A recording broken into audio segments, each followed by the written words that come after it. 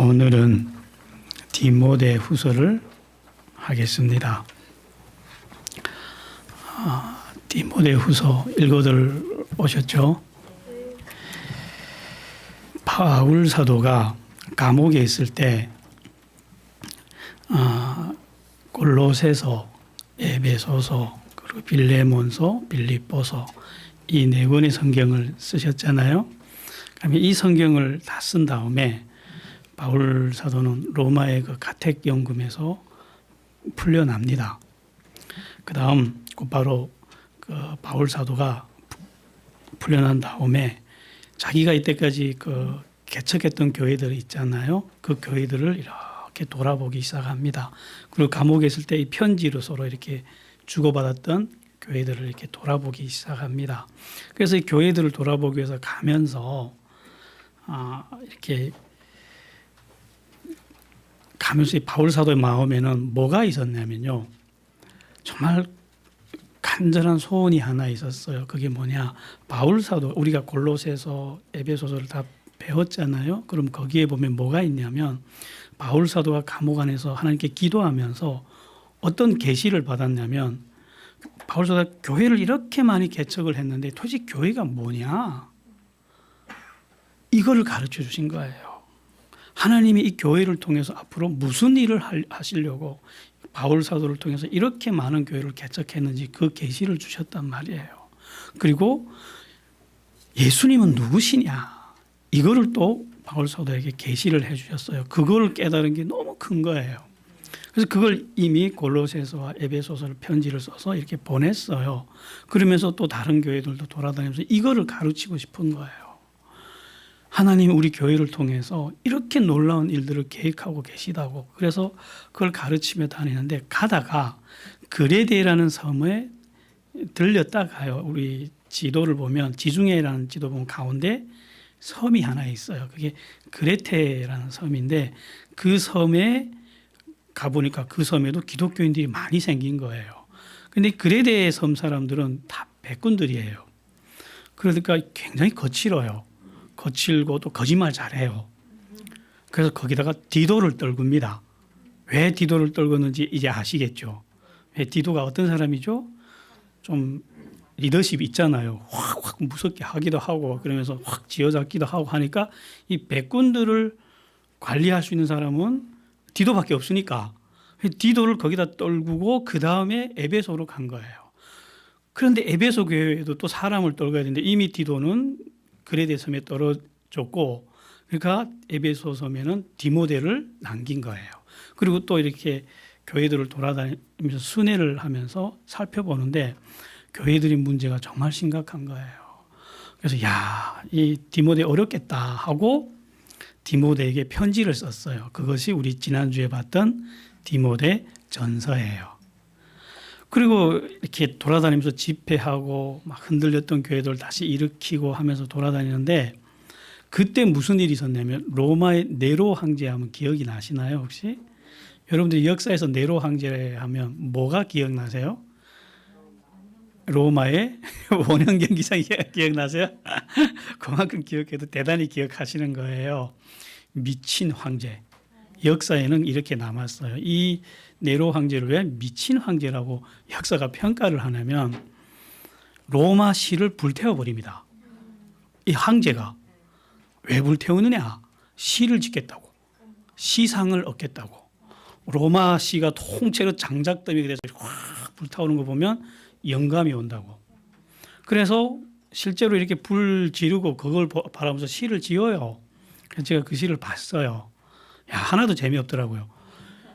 무슨 이런 시를 지으려고 로마 시를 불태우냐? 해서 시를 지을 때까지는 좋았는데 그다음에 로마 시민들이 가만히 있습니까? 다 들고 일어나는 거예요. 자기 집이 불타버렸는데. 그래서 이 정치적 후폭풍이 오는데 이 감당이 안 되는 거예요. 그러니까 로마 이 네로 황제가 이거를 누구한테로 화살을 돌리냐면 기독교인들한테 돌려요. 기독교인들이 돌아다니며 불을 질렀어. 해서 로마 제국 전체에서 기독교인들에 대한 대대적인 핍박이 일어납니다. 기독교인들이 이제는 숨을 곳이 없었어요. 당시 로마라는 나라가 얼마나 강대한 나라였냐면 유럽 전체, 지중해 연안 전체를 다 지배하던 최강대국이었습니다. 그런 나라가 이제 기독교인들을 핍박하고 잡아가고 이러니까 지금 바울 사도가 막 교회들을 일으키며 돌아다니다가 정말 무서운 이 핍박의 바람이 다 흩어지는 거예요. 바울 사도 제자들도 막 숨어서 도망가고 어떤 제자들은 다시 세상으로 돌아가서 나는 기독교인이 아니야 이러고 돌아가는 거예요. 제자들도 이런데 성도들은 얼마나 더 하겠습니까? 그러니까 바울 사도가 지금 누가 생각날까요? 디모데가 생각나는 거예요. 디모데는 지금 에베소 교회를 맡았는데 에베소는 로마 제국에서 굉장히 중요한 도시예요. 거기서 에베소 도시를 장악한 기독교 총책임자가 디모데예요. 어리고 소심하고 아프고 이런 청년이 이 엄청난 핍박 앞에서 이 거대한 교회를 책임지고 밀고 나가야 되는데 감당할 수 있을까요? 걱정이 안 될까요? 그래서 편지를 써요. 또 써요. 이런 상황에서 편지를 쓴 편지가 무슨 편지일까요? 디모데 후서인 거예요. 이런 배경으로 봐야 디모데 후서에 기록된 말씀들이 이게 뭘 의미하는 거라는 것들이 보이겠죠. 그래서 바울 사도는 이렇게 편지를 쓰는데 이미 이 편지를 쓸 때 바울 사도는 어떤 상태였냐면 막 핍박이 올 때 제자들이 막 흩어지고 도망갈 때도 다 흩어지고 바울 사도와 누가만 남은 거예요. 바울이 제자. 두 사람은 계속해서 집회를 하는 거예요. 그러다가 잡힙니다. 잡혀서 이번에는 로마에 끌려가서 감옥에 들어가는데 처음에 잡힐 때는 가택 연금이 됐잖아요. 이번에는 어디에 잡히냐면 로마의 마메틴 감옥에 갇혀요. 이 감옥이 어떤 감옥이냐면 지금 북한의 정치범 수용소 있죠. 그런 감옥과 같은 거예요. 왜 이 감옥에 들어갔느냐? 당시 로마는 황제를 숭배하는 국가였어요. 근데 기독교인들은 황제 숭배합니까? 아니, 우리는 하나님밖에 몰라. 이러니까 정치범으로 엮인 거예요. 그러다 보니까 이 정치범만 들어가는 감옥에 들어갔는데 그럼 이렇게 재판을 받았어요. 이미 네로 황제 앞에 가서 재판을 받았는데 네로 황제가 다음에 보자고 재판이 한번 연기가 된 거예요. 그래서 그때 이미 바울 사도는 내가 죽는다는 걸 예감을 해요. 자기의 순교를 이미 예감을 하고 근데 아마 겨울쯤에 다시 두 번째 재판이 있고 그때 자기가 순교하지 않겠나 이렇게 예상을 해서 이 편지를 써요. 죽기 전에 디모데가 보고 싶은 거예요.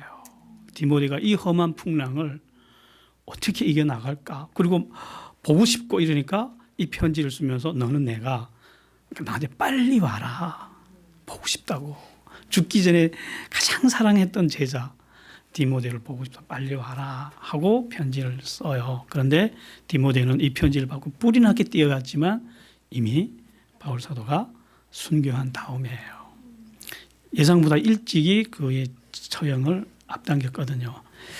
그래서 사실 이 편지는 바울 사도의 마지막 유언과 같은 편지예요. 지금 우리가 거의 몇 달 동안 바울 사도의 이야기만 쫙 들었잖아요. 이제 마지막이 왔어요. 봅시다. 마지막 이분이 생을 마감하면서 어떤 편지를 썼느냐. 자기가 세운 에베소 교회 당회장 아들과 같은 디모데에게 남긴 편지를 우리가 봅시다. 1장 들어갈게요. 나의 사랑하는 디모데에게 하나님과 주님이 평안히 함께하기를 기도합니다. 나는 밤낮으로 기도할 때마다 그대를 생각하고 하나님께 감사합니다. 헤어질 때 울던 그대를 생각하니 정말 다시 만나고 싶습니다. 나는 너희 속에 거짓이 없는 진실한 믿음이 있다는 걸 알고 있습니다. 이 믿음은 너희 할머니 로이스와 너희 어머니 유니게에게 있던 것입니다. 하고 이렇게 이 서론이에요. 서론 이렇게 쓴 다음에 7절부터 본론에 들어가요. 이렇게 7절에 씁니다.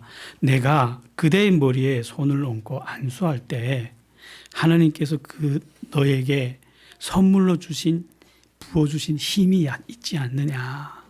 그걸 붙잡고 담대하게 일어나십시오. 지금 상황이 어때요? 정말 무시무시한 상황이 왔잖아요. 그러면서 이렇게 썼어요. 하나님이 우리에게 주신 것은 두려워하는 마음이 아니라 오직 능력과 사랑과 절제하는 마음입니다. 이렇게 써요. 이게 무슨 말인지 조금 이게 해석을 할게요. 자, 디모데는 나이가 어리고 그리고 폭풍은 너무 커요. 로마 제국의 이 핍박은 너무너무 큽니다. 그럴 때 어리고 연약한 디모데의 마음은 어떨까요? 여러분들이 짐작하기에는 어떨 것 같아요? 두렵지 않을까요? 두렵습니다. 누구라도 두렵죠. 여러분들이 아직 이 기독교 핍박을 감당을 못 해봐서 그래요.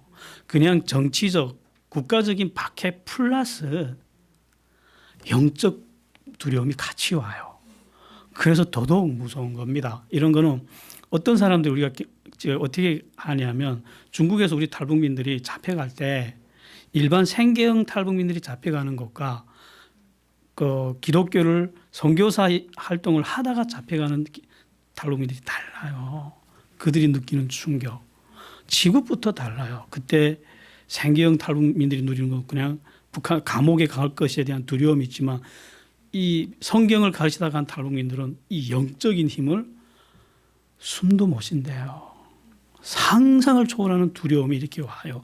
당연히 디모데에게도 이 두려움이 오겠죠. 눌리는 거예요. 이 거대한 두려움 앞에서. 근데 우리에게 그런 두려움이 올 때 우리의 마음에는 항상 뭐가 있냐면 주님이 주신 마음이 또 한켠에 옆에 또 있다는 거예요. 그런데 그걸 우리가 이 두려울 때 그 마음을 잡고 일어나면 일어날 수 있다는 거예요. 그래서 두려움이 올 때 우리 안에는 항상 두 개의 마음이 존재한대요. 두려움과 무슨 마음이요? 주님이 주신 마음. 그 주님이 어떤 마음으로 우리 옆에 한켠에 자리 잡고 있냐면 사랑하는 마음. 그 두려움 속에서도 그래도 주를 사랑하는 마음. 절제할 수 있는 마음. 이게 능력이라는 거예요. 근데 우리는 습관적으로 이럴 때만 어떻게 되면 두려움을 붙잡아요. 그럼 우리는 두려움 때문에 허물어집니다. 바울 사도가 이걸 가르치는 거예요. 네 마음 안에 지금 주님의 마음도 있어. 두렵지. 그러나 두렵지만 그 두려움 속에서 주님이 주신 그 마음 붙잡아. 그럴 때 주님이 너에게 힘도 주고 용기도 주고 너를 일컬어 세운다는 거예요. 이게 굉장히 중요한 비밀이었어요. 왜 그런지 아세요? 우리에게 여러분 하나님을 사랑하는 주님을 사랑하는 사람들은 이 핍박이 올 때 모든 사람 다 이 마음이 오는데 우리 같았으면 그냥 주님이 우리를 확 주관하셔서 확 일으켜 줬으면 좋겠잖아요. 그러길 바라는데 안 그러신다는 거예요. 왜냐? 그분은 인격이에요. 그래서 우리 인격이 그분을 붙잡을 때 두려움도 있고 세상을 바라보면 두렵고 그냥 내 마음속에 주님이 주신 그 마음도 있는 그 마음 우리 인격이 붙잡을 때 그때 비로소 일어나서 우리를 안아주고 우리에게 자기 얼굴을 드러내시는 거예요. 그 힘을 드러내신다는 거예요. 그래서 바울 사도는 디모데에게 이 힘을 붙잡자고 이 힘을 권하는 거예요. 그래서 이 힘을 붙잡고 뭘 하냐? 우리는 그리스도의 군사 아니냐? 고생하자. 고난을 받으라. 그러는 거예요. 8절에서 이렇게 말씀합니다. 그래서 그러므로 너는 내가 우리 주를 증언함과 또는 주를 위하여 갇힌 자 된 나를 부끄러워하지 말고 오직 하나님의 능력을 따라 이 여기서 준 하나님 능력이 그 주님이 주신 그 마음이거든요. 그 능력을 따라 복음과 함께 고난을 받으라. 다른 사람들처럼 다 도망가잖아요. 너는 도망가지 말고 뭐 하라고요? 그 자리 지켜. 잡혀갈 수도 있겠지만 너는 그 자리 서 있어. 이제 보이죠? 이 의미가 그냥 고생하란 말이 아니고 죽을 수도 있는 상황 앞에서 죽어라 이 말이에요. 정말 무거운 요구죠. 하나님이 나 사도 바울과 너를 왜 불렀는지 아느냐. 우리가 능력이 있고 열심히 있어서 부른 거 아니다. 우리를 부르신 건 태초부터 이미 계획된 거라고. 그래서 우리를 불렀다고. 이걸 어떻게 하느냐. 예수님이 왔기 때문에 그분을 통해서 우리는 알게 된 거라고. 그런데 왜 불렀느냐 하는 거예요. 복음을 위해서 불렀다는 거예요. 디모데 잊지 마. 하나님이 너나 나를 부른 이유는 뭐라고요? 복음을 위해서 불렀다고. 그럼 이 복음이 우리가 목숨을 내걸 만큼 가치 있느냐는 거예요. 가치가 있어요. 왜 가치가 있는지 아세요? 예수님은 이 복음을 통해서, 이 십자가를 통해서 인간에게 죽음을 없애줬대요. 그리고 우리에게 인간이 죽지 않고 영원히 살 수 있는 그 길을 보여주셨대요. 이걸 우리가 전한다는 거예요. 자, 복음이란 게 결국 이거예요. 우리에게 너희는 이제 안 죽어. 너희는 이제 영원히 사는 존재야. 이게 복음인데 이걸 전하면 세상이 가만둘까요? 세상이 우리를 지배하고 왕노릇하는 힘이 뭔지 아세요? 죽음이란 힘 때문이에요. 다 죽음의 공포 안에 인간들을 가두고 그걸 가지고 왕노릇하는데 이제 이 사람들이 들고 일어나서 아니 이제 우리는 더 이상 안 죽어. 이 비밀을 가르치기 시작하는 사람들이 점점 많아지니까 이제 누구의 힘을 빌어서 이 교회를 핍박하죠? 네로 황제의 힘을 가지고 핍박하기 시작한 거예요. 이 전까지 교회의 핍박자는 누구였죠? 유대인들이었어요. 가는 곳마다 교회가 일어나면 그곳에 있던 유대인들이 교회를 핍박했는데 이제 유대인들의 힘으로는 교회를 핍박할 수 없을 만큼 성장을 하니까 로마 제국의 힘으로 핍박이 온다는 거예요. 그러니까 핍박은 당연한 거겠죠. 그래서 이렇게 쓰는 거예요. 이 때문에 나는 이런 고난을 당하지만 조금도 부끄럽지 않다고. 나는 그분을 잘 알고 있습니다. 그분은 마지막 날까지 그분에게 맡긴 나의 생명을 지켜주신다는 걸 나는 확신하기 때문입니다. 그러니까 우리가 디모데에게 이런 말을 하는 거예요. 우리 죽음의 길을 가자. 그대는 주님을 증거하는 일과 내가 주님을 위해 갇힌 것을 부끄러워하지 마십시오. 오히려 하나님의 능력으로 나처럼 복음을 전하면서 고난을 받으십시오. 믿음과 사랑을 실천하십시오. 나에게 배운 진리의 말씀을 실천하십시오. 성령의 도움으로 그대가 맡은 선한 일을 잘 지키십시오. 도망가지 말라는 거죠. 죽는 한이 있더라도 그 에베소 교회의 위치를 지키라는 거죠.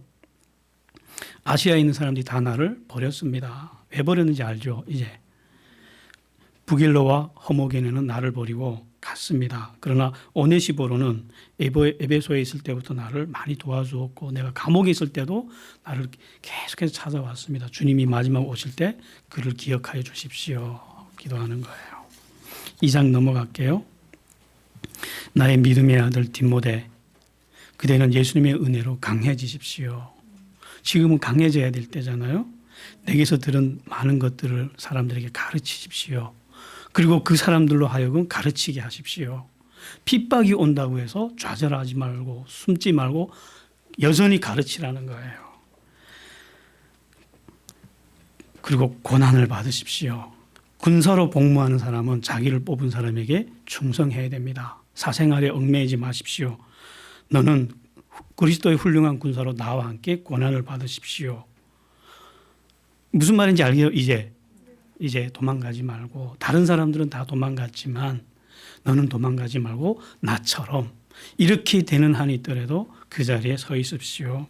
그리고 주님의 일을 할 때 주님의 규칙대로 바르게 하라고 합니다. 왜냐? 경기를 하는 사람이 규칙대로 하지 않으면 1등 해도 의미 없잖아요. 그래서 상을 못 받는데요. 그렇기 때문에 규칙대로 일을 하라고 합니다. 수고하는 농부가 곡식을 먼저 받는 건 마땅한 일입니다. 무슨 말이냐면 우리가 주님의 일을 하면 농부가 곡식을 마땅히 받는 것처럼 우리가 고난을 받는 것은 마땅한 일이라는 거예요. 이 내가 말하는 것들을 깊이 생각해 보십시오. 주께서 너에게 범사의 총명을 주실 것입니다. 나는 이렇게 쇠사슬에 묶이고 죄인처럼 갇혔지만 나는 이 모든 것을 참는다고. 왜 참느냐? 예수 안에 있는 구원과 함께 영원한 영광을 같이 받으려고. 이 고난 뒤에 하나님이 주시는, 하나님만이 주시는 영광이 있다는 걸 알기 때문에 그것을 바라보고 나는 참는데요. 그러면서 이렇게 전합니다. 우리가 주님과 함께 죽으면 그분과 함께 살 것입니다. 우리가 주를 부인하면 주도 우리를 부인할 것입니다. 주님은 언제나 신실한 분이기에 약속을 지키십니다.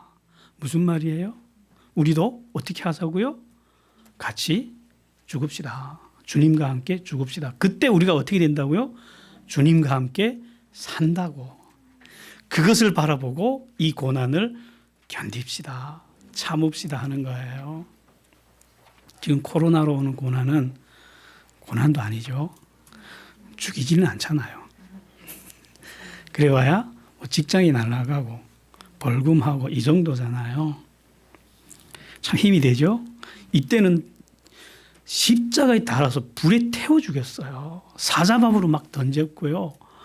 그 잔인한 거 봤죠, 영화로.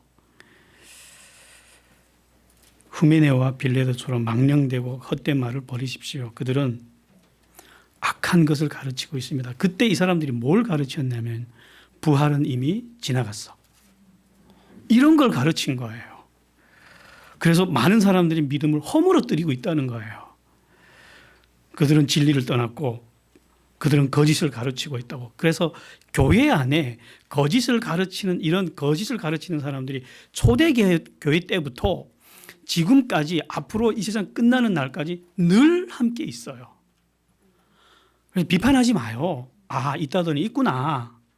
그러나 우리는 그런 사람들을 떠나십시오 이러는 거예요. 너는 저런 사람들을 떠나라고. 하나님은 자기의 백성들을 아십니다고. 우리가 그런 사람을 떠나고 정말 하나님을 찾으면 하나님은 그런 자기 백성을 알고 그 백성에게 진짜 은혜를 주신다는 거예요. 그리고 큰 집에는 금그릇도 있고 은그릇도만 있는 것이 아닙니다. 나무그릇과 질그릇도 있습니다. 그래서 어떤 거는 귀하게 쓰고 어떤 건 천하게 쓸 수도 있습니다. 그런데 사람들마다 다 자기 귀하게 쓰임 받기를 원하잖아요. 그럼 이렇게 하래요. 디모데에게 하는 말이에요. 네가 정말 큰 그릇으로서 귀하게 쓰임 받고 싶으냐? 그러면 깨끗해져 이래요. 우리는 쓰임 받는 것이 커지면 쓰임 받는다고 착각을 해요. 근데 바울 사도는 뭐라고요? 커진다고 하나님은 쓰는 게 아니고 깨끗할 때 쓴대요. 그럼 어떻게 깨끗해지느냐? 그런 악한 자들에게서 떠나고 그리고 청년의 정욕을 피하고 주님을 사랑하는 사람들과 함께 의와 믿음과 사랑과 평화를 추구하십시오. 어리석고 무식한 논쟁을 버리십시오. 이런 것들은 다툼만 일으킬 뿐입니다.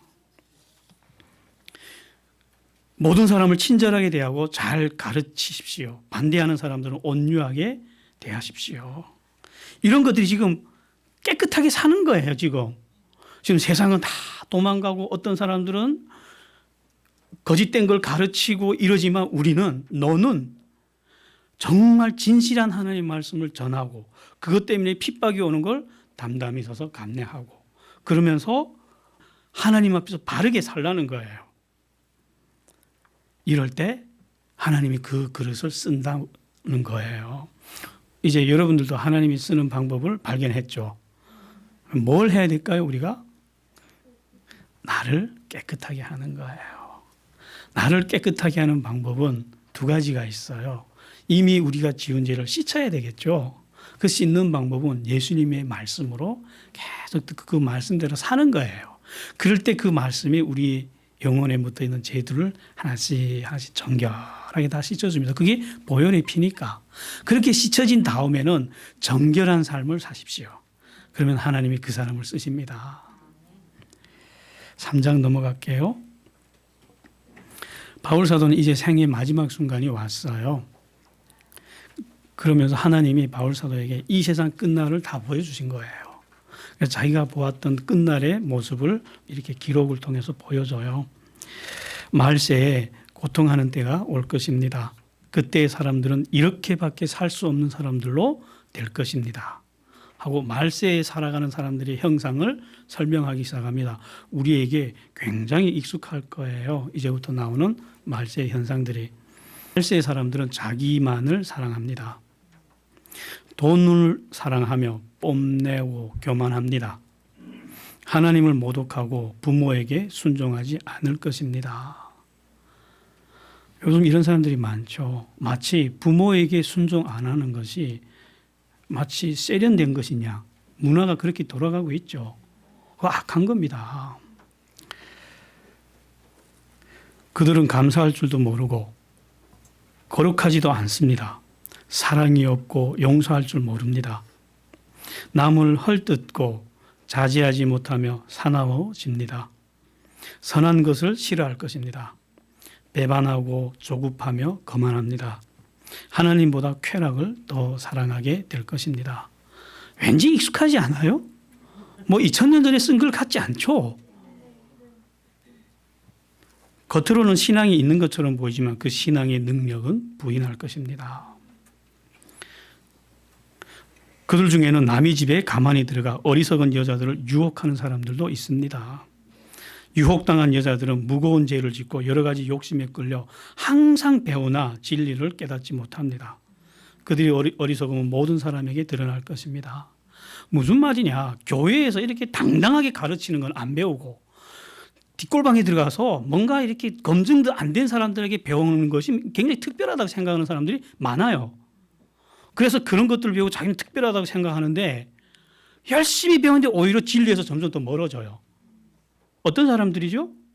이단들이 그래요. 그 이단에 빠지는 사람들 보면 특히 그래요. 교회에서 가르치는 거는 시시하다가 안 배우고 뭔가 좀 음침한 데 가서 배워야 신령하고 뭐 굉장한 건 줄 알아요. 다 그렇게 넘어가잖아요.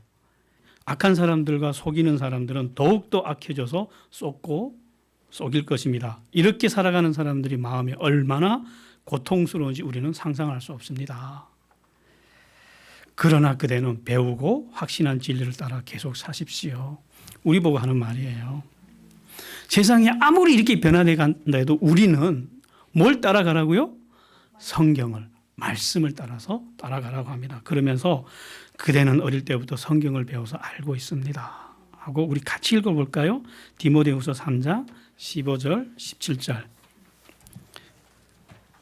15절부터 17절 사이 말 다 같이 시작. 또 어려서부터 성경을 알았나니 성경은 능히 너로 하여금 그리스도 예수 안에 있는 믿음으로 말미암아 구원에 이르는 지혜가 있게 하느니라. 성경은 하나님의 감동으로 된 것으로 교훈과 책망과 바르게 함과 의로 교육하기에 유익하니 이는 사람으로 온전하게 하며 모든 선한 일을 행할 능력을 갖추게 하려 함이라. 아멘. 성경이 무엇인지를 썼어요. 사실 바울 사도는 성경을 쓰고 갔잖아요. 자기가 성경을 쓴다고 몰랐어요, 이분은. 그러나 성경이 무엇인지를 아는 사람이에요. 모든 성경은 누가 썼다고요? 하나님의 감동으로 기록됐답니다. 사람이 쓴 게 아니죠. 그리고 성경을 통해서 우리는 구원을 받는 지혜를 알게 된대요. 이 구원은 예수 그리스도 안에 있대요. 밖에 있는 것이 아니라 오직 어디 있다고요? 예수 그리스도 안에 있대요. 예수 밖에는 구원이 없습니다, 여러분. 성경 안에는 진리를 가르치고 잘못을 책망하고 우리를 의로 교육하고 훈련시키는 데 가장 유익한 책입니다. 이 책 때문에 하나님의 사람들은 온전하게 될 수 있습니다. 선한 일을 행할 수 있는 능력을 이 책을 통해서 우리는 얻을 수 있어요. 그러니까 너는 이 성경을 가르쳐. 세상이 아무리 악해진다 해도 너는 이 성경을 가르쳐. 4장 넘어갈게요. 나는 하나님과 그리스도 예수님 앞에서 그대에게 엄숙히 명령합니다. 그대는 어떤 형편이든지 항상 말씀을 전하십시오. 끝까지 참고 가르치면서 사람들을 책망하고 꾸짖어서 올바로 살도록 하십시오. 이런 때가 올 것입니다. 사람들은 바른 교훈을 듣지 않고 자기 욕심들을 따라갈 것입니다. 자기들이 귀를 즐겁게 하는 교사들이 말만 들으려고 할 것입니다. 그들은 진리를 외면하고 허탄한 이야기들을 따를 것입니다. 이런 때 왔죠. 그러나 그대는 모든 일에 신중하며 고난을 받으며 전도자의 일을 하며 맡겨진 직무를 완수하십시오. 나는 이미 나를 하나님께 제물로 드렸습니다. 내가 세상 떠날 때가 가까이 왔습니다. 나는 이제 선한 싸움을 모두 마쳤습니다. 나는 내 믿음을 지켰습니다. 이제 남은 것은 의의 면류관을 받는 것일 뿐입니다. 마지막 말이에요. 바울 사도가. 아름답지 않으세요? 그대는 되도록 빨리 오십시오. 데마도 나를 떠나서 갔고 그레스게도 갈라디아로 갔고 다 가고 누가만 남았습니다. 마지막 사도의 모습은 정말 외롭죠. 올 때 마가를 데려오십시오 부탁을 해요. 이게 무슨 말이냐면 사도행전 15장 37절에 보면 바울 사도가 전도 여행을 떠나는데 마가를 데리고 가지 않으려고 해요. 바나바가 자기 조카인 마가를 데려가자 하는데 바울 사도는 쟤 못 써. 쓸만한 애 아니야. 안 돼 하고 이 문제 때문에 다투다가 바나바하고 이 바울이 찢어져요. 그러면서 그때 마가가 바울 사도한테 얼마나 큰 상처를 받았겠습니까? 근데 이때 마가가 무슨 일을 했냐면 마가복음을 썼거든요. 제일 먼저 기록된 신약 성경이에요. 그걸 바울 사도가 본 거예요. 마가가 쓴 복음서가 이렇게 교회들을 돌아다니고 보니까 충격을 받은 거예요. 자기가 못 쓸 놈이라 버렸는데 이렇게 큰 일을 한 거예요. 그러니까 미안한 거예요. 죽기 전에 사과하고 싶은 거예요. 그래서 너 올 때 마가를 꼭 데리고 와. 이해되죠? 미안해가지고 겨울이 오기 전에 그대는 속히 이곳으로 오도록 하십시오. 주님이 그대와 함께 하시기를 바라며 모든 성도들에게 하나님의 은혜가 함께 하기를 기도합니다. 하고 이 편지를 마무리했어요. 바울 사도는 참수형을 당했어요. 도끼로 목을 이렇게 쳐서 끊어졌어요. 로마로 가면 있대요. 바울 사도가 이렇게 참수형을 당한 곳이 기념비로 있대요. 제가 꼭 가보고 싶어요. 이렇게 해서 바울 사도는 그 일생을 마무리했어요. 다메섹 도상에서 하나님께 부름받고 일생을 헌신하는 삶을 살다가 이렇게 아름다운 자기 생을 마무리했어요. 그 일생 동안 우리에게 정말 많은 계시를 받아서 전해줬어요. 바울 사도 때문에 우리는 엄청난 방황에서 면했어요. 신앙생활을 어떻게 해야 되는지, 예수님은 누군지, 교회는 무엇인지, 수많은 문제들을 우리가 어떻게 해결해야 되는지 문제들을 해결하는 방법을 배우게 됐어요. 정말 고맙죠. 우리 이분 가서 만납시다. 다 누구나 이 길 바울 사도처럼 이렇게 살다가 마지막에 이렇게 고백했으면 좋겠어요. 우리도 관에 들어가기 전에 나는 선한 싸움을 다 마쳤습니다. 나는 내 믿음을 지켰습니다. 이렇게 고백했으면 좋겠어요. 이제 남은 것은 나에게 의의 면류관입니다. 우리도 이렇게 하고 바울 사도 가서 만나서 고맙습니다 하고 인사하고 싶어요. 참 아름답죠?